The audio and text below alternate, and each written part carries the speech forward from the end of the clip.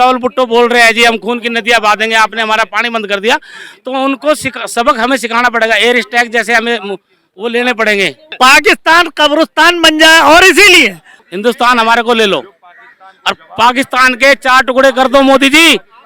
यहाँ का मुसलमान खुश है या नहीं है? खुश है मुसलमान, क्यों नहीं खुश है साहब। नात नगरी और आला हजरत सरजमी से वहां मुस्लिम लोगों ने यह भी बयान दिया है कि हमारी वैसे तो मिलिट्री एक दिन में रात भर में पाकिस्तान को साफ कर देगी, लेकिन हमारे मुस्लिम समाज के यंग लड़के भी मिलिट्री के साथ में लड़ने के लिए तैयार है। ये मुसलमान और हिंदू भाई मिलकर के, हिंदू मुस्लिम सिख ईसाई, ये चारों हमारे देश के ये आर्मी का एक तरीका समझ लीजिए। अब ये चारों अटैक हो जाएगा तो पाकिस्तान कहाँ बन जाएगा? क्या बन जाएगा? कब्रिस्तान बन जाएगा। पाकिस्तान का जो राजनीतिक बहिष्कार हुआ उसके अलावा सामाजिक बहिष्कार भी होना चाहिए।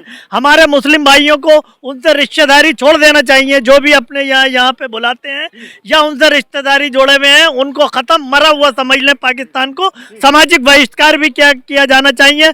जय हिंद, जय भारत, जय भीम, जय हिंदुस्तान, भारत माता की जय। अस्सलाम वालेकुम। मेरा नाम मोहम्मद नसीम अहमद है, राष्ट्रवादी पसमंदा मुस्लिम राष्ट्रीय मंच का राष्ट्रीय महामंत्री।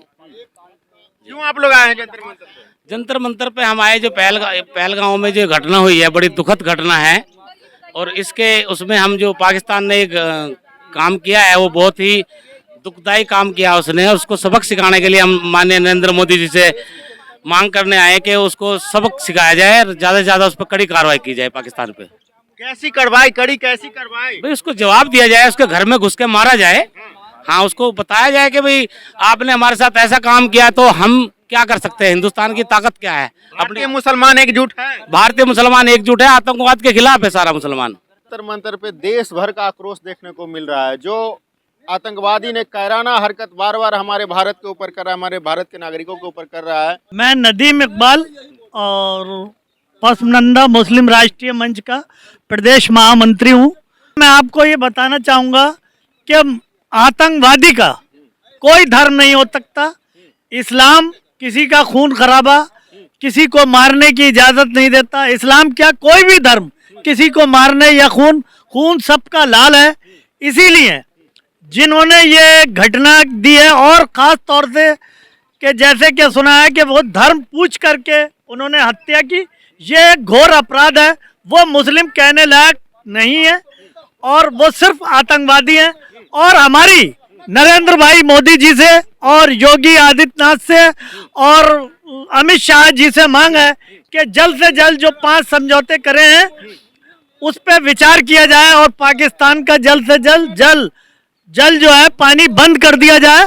और इसीलिए इन 5 सौदों पे मोदी जी के, और कल एक आपने फेसबुक पे अघोर घटना देखी होगी कि एक तरफ राहुल गांधी जी कहते हैं कि स्पेशल सत्र बुलाया जाए और खड़गे जी कहते हैं स्पेशल सत्र बुलाया जाए, और एक तरफ गर्दन गायब करके उसके ऊपर फेसबुक पे पोस्ट डाली जाती है। ये भी एक घोर अपराध है और फेसबुक तलाश करके उन लोगों के खिलाफ FIR की जाए कि इसीलिए ये धर्म का चोला ओढ़े हुए जो हिंदू मुस्लिम मोदी जी या अमित शाह जी सबका साथ सबका विकास लेके चल रहे हैं, ये हिंदू मुस्लिम से ना देख के सिर्फ आतंकवादी के हिसाब से ये देखा जाए। और इसीलिए मैं ये कहता हूँ राजनीतिक जो भी बहिष्कार करा उसके साथ साथ में हमारे जो यहाँ के मुस्लिम भाई रहते हैं उनका सब नाकाम कोशिश रही है उसकी, पाकिस्तान की। उसने साजिश करी थी, ये धर्म नाम पूछ के जो लोगों को इन्होंने हत्या की है, तो उसकी साजिश नाकाम कर दी हिंदुस्तान के। हिंदू मुस्लिम एकता की